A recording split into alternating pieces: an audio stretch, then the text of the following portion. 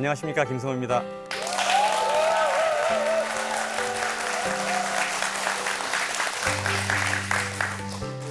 이번엔 제 마지막 강의입니다. 제목은 가난은 생각보다 훨씬 잔인하다는 제목으로 좀 뽑아봤어요. 현대인들은 삶의 가치를 부의 축적보다 보통 중요시 이야기하고 표현합니다. 저 역시 삶의 가치가 부의 축적보다 중요하다고 생각해요. 그런데 이런 말을 하는 사람들의 진위는 사실 항상 의심해 봐야 돼요. 다음 3가지 이유로 좀 검증이 필요하다고 느껴집니다. 첫째, 무엇이 삶의 가치인 거에 대한 기준이 모호하지 않다는 것. 두 번째는 가난이 얼마나 무서운지 모른다는 것. 세 번째는 자신이 부자가 되려는 자신이 없는 것은 아닌가 하는 요 3가지를 저는 의심해요. 이런 말을 한 사람에 대해서는. 이 많은 사람들이 돈보다는 자유를 원한다고 이야기해요. 삶의 가치를 유지하기 위해서 자유가 필요하기 때문에 그렇게 이야기를 합니다.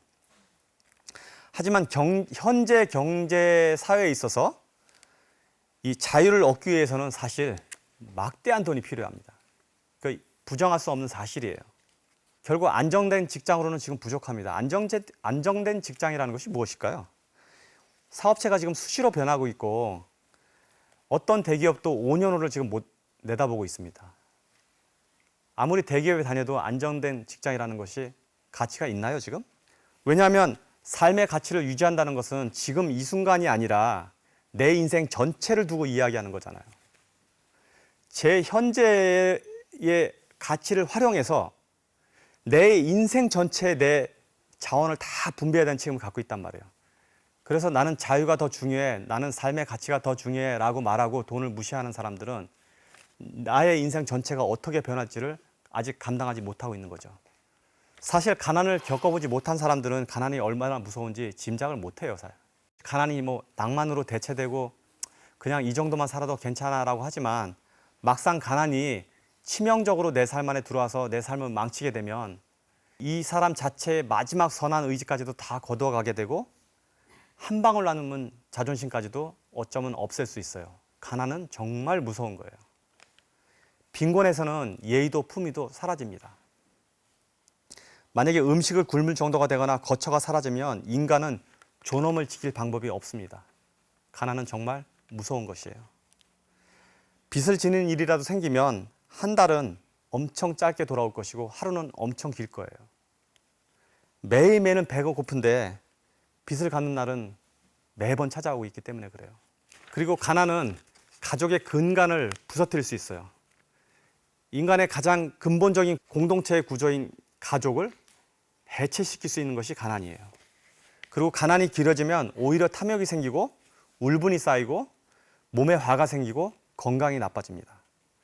삶이 어려워진 사람들은 마음의 평정과 여유를 유지하기가 너무 어려워져요. 그래서 객관적인 시각을 갖기가 너무 힘들어지고 쉽게 상처를 받고 불평과 원망이 늘어나서 인간관계가 부서져 버립니다. 그래서 가난은 낭만이나 겸손함이라는 단어로 덮어놓기에는 너무나도 무서운 거예요. 가난하게 태어난 건 죄가 아니지만 가난하게 죽는 것은 나의 잘못이다라고 빌 게이츠가 이야기한 적이 있어요. 그래서 우리는 부자가 되기를 바랍니다. 저는 어떤 부자를 경멸할 수 있어도 부 자체를 경멸하는 것은 옳지 않은 일이라고 생각을 해요. 왜냐하면 나도 부자가 될 수 있기 때문에 그래요. 나는 부자가 될 수 없다고 생각하는 사람은 부자가 될 수 없어요.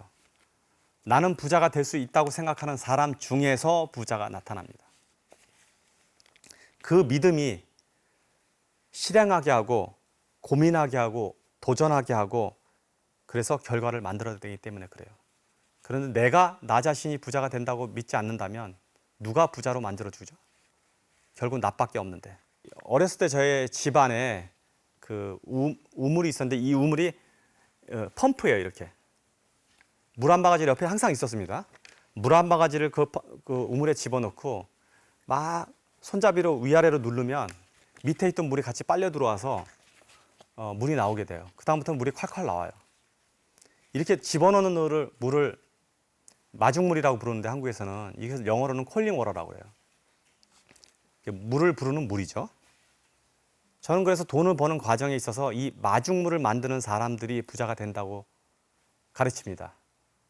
그래서 마중물, 우리가 일정 강의에서도 얘기했지만 이 마중물을 얼마까지 만들어야 되냐? 1억까지 만들어야 돼요. 그 1억 정도를 모아야지 의미 있는 투자를 할 수 있고, 의미 있는 투자를 통해서 투자라는 삶을 배워요. 즉 자산이 나를 위해서 일하는 것을 배울 수 있는 계기가 되는 거죠. 이런 행위를 하지 않으면 내 평생 노동을 통해서 돈을 벌어야 되고 노동을 통해서만 돈을 벌 수 있다고 인지하고 평생 살게 돼요. 그런 사람들은 60, 70이 넘어도 일을 할 수밖에 없게 되는 거죠. 즉 종잣돈, 내년에 씨앗으로 심기 위해서 모아둔 씨앗이 종자인데 돈에서도 이런 종잣돈 같이 1억 정도 돈을 만들어 놓아야 된다고 믿는 거죠.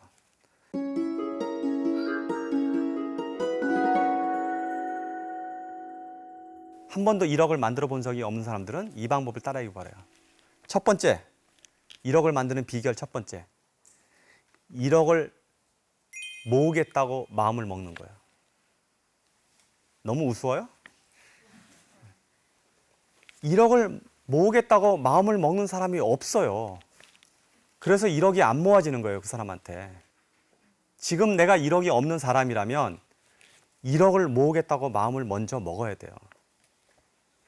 그리고 둘째는 1억을 모으겠다고 써놓으세요. 책상에다 써놓고 전화기 초기 화면에 만들어서 나는 1억을 모으겠다고 써놓든가 화장실 벽에 써놓든가 써놓으세요. 왜냐하면 그 기억이 또 사라지기 때문에. 그래서 목표를 써놓으란 얘기예요. 세 번째는 신용카드를 잘라버리세요. 제가 매번 강의에서도 이야기합니다. 그리고 매번 지적합니다. 미래소득을 가져다가 지금 쓰지 마라. 이거는 복리를 죽이고 나를 죽이는 일이다. 신용카드를 잘라 버리고 현금으로 사용하거나 데비카드를 사용해서 자기의 자산을 현재 버는 거에서만 쓰시기 바랍니다. 네 번째는 통장을 용도에 따라 구분해서 몇 개로 나눠서 그 용도에 따라 생활하세요. 그리고 다섯 번째로 첫 번째 1,000만 원을 만드는데 모든 노력을 다하세요. 이 5가지만 하면 실제로 1년 후, 2년 후, 3년 후에 언젠가 1억이 모아질 거예요. 그런데 이 방식을 반복하게 되면 5억이 모아지고 10억이 모아지고 자기가 늙기 전에 직장에서 나오기 전에 이미 부자가 되어 있을 것입니다. 이 일이 힘든 이유는 나도 못 믿고 이 일이 벌어진다고 생각을 안 하기 때문에 그래요. 즉 내가 나 자신을 믿어주는 일이 첫 번째 일입니다. 이 과정을 부자들은 다 겪은 거예요. 눈에 자주 보이는 게 써놓고 욕먹어도 괜찮아요. 이거 너 이렇게 유치한 방법을 아직도 해? 이런 일을 하고 있다고? 이거 네가 그렇게 살 수 있다고? 이런 욕을 들어도 하세요. 어차피 부자가 되려면 이런 욕을 먹어요. 부자가 맨날 칭찬만 듣는 거 아니에요. 본인의 욕망이 강렬하면 전화기 초기 화면에 그렇게 올려놓으세요. 누가 봐도 상관없어요. 내 욕망을 이해하고 응원하는 사람이 있을 겁니다. 조롱하는 사람이 있어도 상관없어요. 조롱도 미리 받아보는 것도 괜찮아요. 원래 조롱을 받는 것이 정상이에요. 사업가 치고 조롱 한번 받지 않고 모욕받지 한번 받지 않고 사업에 성공한 사람 아무도 없어요, 이 세상에. 그래서 미리 받아보는 것도 괜찮아요. 부를 만들고 유지하는 과정에서는 어차피 조롱은 받게 돼 있어요. 수시로 받아요. 이렇게 제가 한 첫 번째 제안을 잘 이해하면 이 돈 1억은 여러분들이 정말로 현실로 갖게 될 거예요. 조금 냉정하게 이야기하면 이 시작을 한다고 다 부자가 되는 것은 아니지만 이 시작을 한 사람 치고 하지 않은 사람 치고 부자가 되는 사람은 없다고 봐야 됩니다. 아까 제가 한 제안 중에서 세 번째 제안, 신용카드를 잘라버린다는 말은 뭐냐면 신용카드라는 거는 내가 앞으로 생길 미래 이익을 이미 가져다가 다 써버리는 거예요. 그래서 이런 돈들은 이자가 발생하지도 않고 돈이 복리로 늘지도 않아요. 그럼 복리로 늘어야지 돈을 버는데 복리 자체를 줄여버리고 복리를 적으로 만들어놨으니 이 사람이 언제 부자가 되겠어요? 그리고 아무리 많은 돈이 들어와도 이런 버릇을 갖고 있는 사람들은 여전히 다시 가난해질 수밖에 없는 그릇을 갖고 있는 것이죠. 신용카드를 결국 잘라버리라고 얘기합니다. 근데 잘라버리고 안 쓰기 시작하면 안 써도 살게 된다는 걸 배우게 돼요. 이걸 저걸 안 쓰고 내가 정말 살아남을 수 있을까 하지만 이거 2달, 3달만 고생하면 안 쓰고도 살 수 있구나. 내가 앞으로 이렇게 재정 관리를 하면서 살아남을 수 있겠구나. 이렇게 생기니까 이자가 생기는구나, 돈을 버는구나, 돈이 모아지는구나, 이런 과정을 여러분들이 배우게 될 거예요. 이 과정을 배우지 못하면 부자가 될 수가 없어요. 그리고 통장을 나눠서 용도에 맞게 하세요. 어차피 들어가고 꼭 들어가는 생활비가 나올 통장 하나 만들어 놓고, 내가 내 생활을 유지하기 위해서 쓰는 돈들이 따로 있을 수 있죠. 뭐 영화도 봐야 되고, 책도 사야 되고, 친구도 만나야 되고, 일정한 사회생활 해야 되면 그 용도를 정해 놓으세요. 이 정도 안에서 한도를 하겠다고. 그리고 그 통장에서 그 돈이 그달 없어지면 아무것도 하지 말아야 돼요. 다음 달에 돈이 나올 때까지. 그리고 그 돈의 일부, 이렇게 정해진 통장에 구분된 일부는 돈은 모아서 저축을 하셔야 돼요. 최소한 25% 이상은 저축을 하세요. 쿼터 정도, 4분의 1은 저축을 하셔갖고 그 돈이 나중에 자산이 될 때까지 기다려 주셔야 돼요. 이 돈이 모아지고 해서 1,000만 원이 되고 1억이 될 때까지 그렇게 모으시기 바라요. 이렇게 되는 것이 부자의 방식입니다. 그리고 제가 지난번 강의에서도 이미 여러 번 설명을 했지만, 무언가시 이루어지고 모여지고 단위가 커지고 하는 것들은 자연수로 느는 것이 아니고 배수로 듭니다. 그래서 1억을 모으기 위해서 첫 번째 1,000만 원이 어려운 것이지 두 번째 1,000만 원부터는 쉬워져요. 세 번째 1,000만 원 역시 쉬워지고. 그렇게 하다 보면 이것이 내 안에 체득화되면 목표라는 것이 별거 아니구나, 이렇게 해지는 거나 라는 것을 그 사람도 이해하고 목표를 겁을 내지 않습니다. 해볼만 하다고 생각합니다. 그런데 이런 과정을 이해하지 못하고 내가 1,000억 부자가 되겠다, 100억 부자가 되겠다, 그냥 막연히 부자가 되고 싶다라고 생각하는 사람들한테는 그런 부가 닥쳐올 리가 없는 거예요. 당연히 그런 부는 얻어지지 않습니다. 국가가 개인 예산을 관리하듯이 여러분들도 개인 예산을 동일한 방식으로 예산을 관리하라는 이야기입니다. 돈을 무시해서 가난을 잘 이해하지 못하는 사람들한테 제가 한번 이런 강의를 가끔 하다 보면 어떤 청년이 저한테 이런 질문을 한 적이 있어요. 선생님, 자꾸 돈 얘기하고 계속 돈 얘기하시는데 돈에 대해서 그렇게 이해하는 거는 불편합니다. 너무 돈을 밝히는 거 아닙니까? 라고 하더라고요. 근데 저는 이 질문을 한 청년이 약간은 위선적이라고 생각을 해요. 제가 돈의 속성이라는 책을 썼을 때 제목을 출판사한테 돈의 속성이라고 하자라고 제안을 하자마자 사실은 반대를 많이 했어요.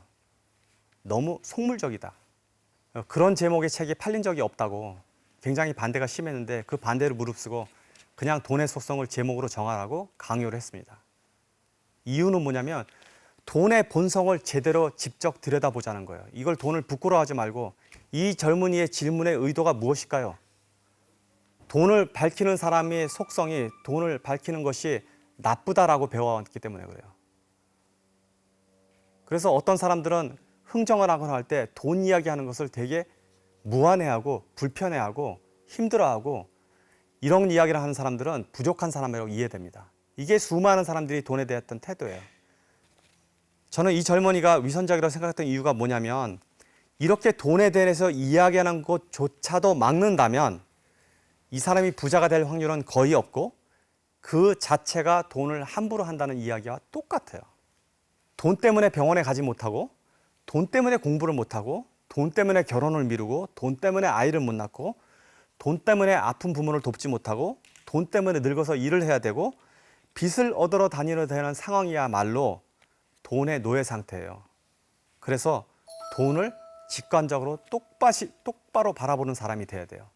그리고 이 돈을 나와 동일한 인격체로 바라면서 돈에 대한 태도를 완전히 바꿔야지 여러분이 한평생을 돈과 같이 살 수 있게 돼요. 제 책이 나온 이후로 돈에 무엇이 붙은 책이 50여 권이 넘게 나왔어요. 저는 한국에서 이제 올바로 돈을 보는 사람들이 수없이 많이 나타났다고 믿어요. 이제 돈을 제대로 바라볼 수 있게 된 거예요.